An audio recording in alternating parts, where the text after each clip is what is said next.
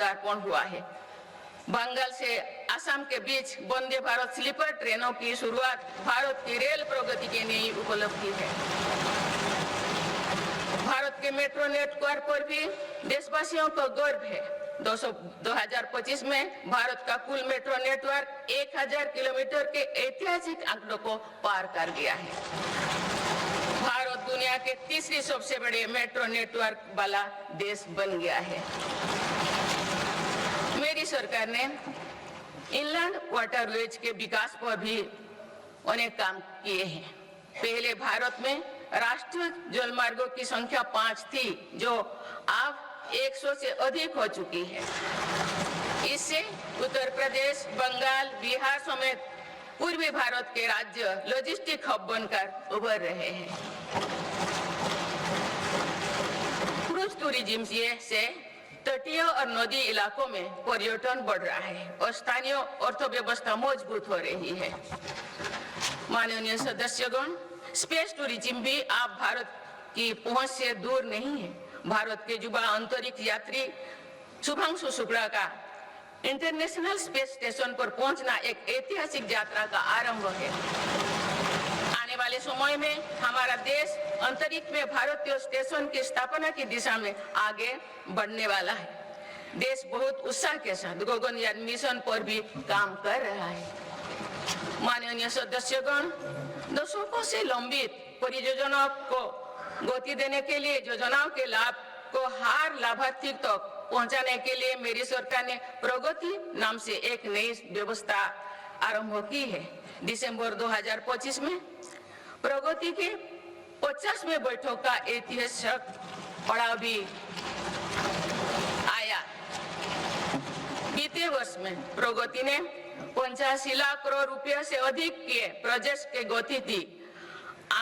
लाखों करोड़ रुपया की कल्याणकारी योजनाओं को धरातल पर उतारने में मदद की। रिफॉर्म, परफॉर्म, ट्रांसफर के जिस मंत्रों को लेकर देश चल रहा है, उसकी सफलता में प्रगति की इन बैठक ने बहुत बड़ी भूमिका निभाई है।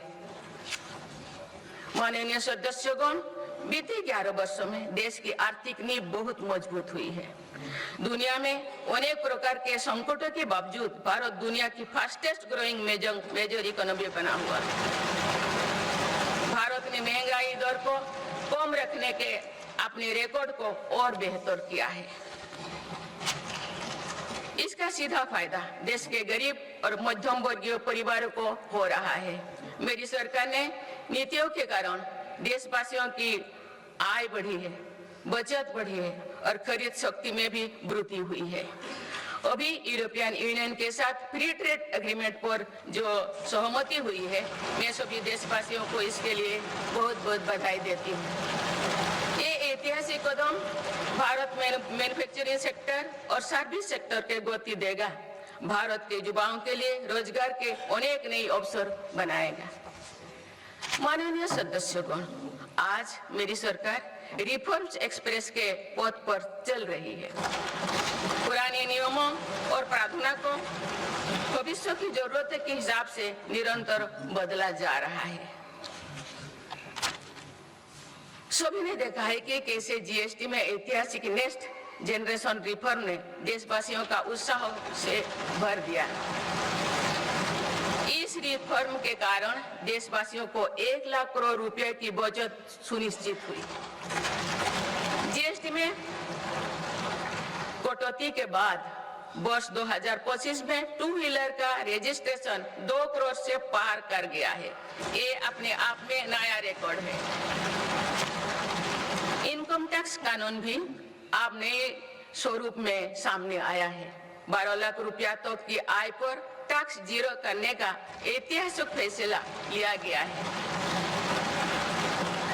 ऐसे रिफॉर्म से गरीब और मध्यम वर्ग परिवारों को अभूतपूर्व फायदा हो रहा है। इससे देश की अर्थव्यवस्था को भी नई गति मिली है। माननीय सदस्यगण, देश में अनेक नए सेक्टर्स के उदय के साथ ही श्रमिकों के हितों को सुरक्षित करना भी उतना ही आवश्यक है। नई श्रमिक कानून लागू करने के पीछे भी ये उद्देश्य है। लंबे समय से देश के श्रम शक्ति दर्जनों कानूनों में उलझे हुए थे। इसको अब सिर्फ 4 कोड में सीमित किया गया है। इससे श्रमिकों के उचित वेतन भत्ते और अन्य कल्याणकारी लाभ मिलने आसान हुई है। देश के युवाओं और महिलाओं को इसका खास तौर से फायदा होगा। माननीय सदस्यगण, मेरी सरकार भारत को ग्रीन ग्रोथ और आधुनिक टेक्नोलॉजी का पावर हाउस बनाने में जुटे हैं। तेजी से बढ़ती डिजिटल अर्थव्यवस्था, एआई और डेटा सेंटर्स निवेश बढ़ रहा है। इकोनॉमी के इस नए स्वरूप के लिए अधिक ऊर्जा की भी जरूरत है। इस दिशा में परमाणु ऊर्जा की बड़ी भूमिका है। हाल ही में पारित शांति अधिनियम से 2047 तक 100 गीगावाट परमाणु ऊर्जा का लक्ष्य पाने में मदद मिलेगी। इस ऐतिहासिक रिफॉर्म के लिए मैं आप सभी का बहुत बहुत अभिनंदन करती हूँ। न्यूक्लियर के अलावा भारत सोलर पावर सेक्टर में तेजी से आगे बढ़ रहा है। पीएम सूर्यघर मुक्त बिजली योजना से देश के आम उपभोक्ता आप बिजली के उत्पादक बन रहे हैं।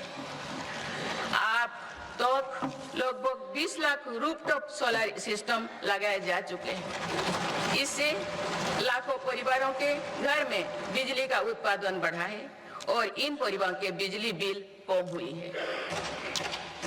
इन सभी प्रयासों से भारत एक दशक के अंत तक 500 गीगावाट की रिन्यूएबल एनर्जी कैपेसिटी को लक्ष्य पर जरूर हासिल करेगा।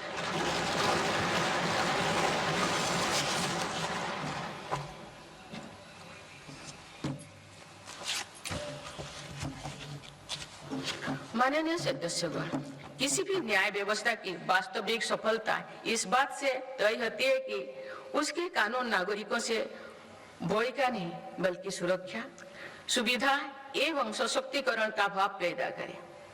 इस बात को ध्यान में रखते हुए भारतीय न्याय संहिता को तेजी से लागू किया गया है। साथ ही जन विश्वास कानून का एक और संस्करण भी देश में लाया गया है। अभी तक 300 से अधिक प्रावधानों को अपराधी की श्रेणी से बाहर किया जा चुका है। विकसित भारत के संकल्प की सिद्धि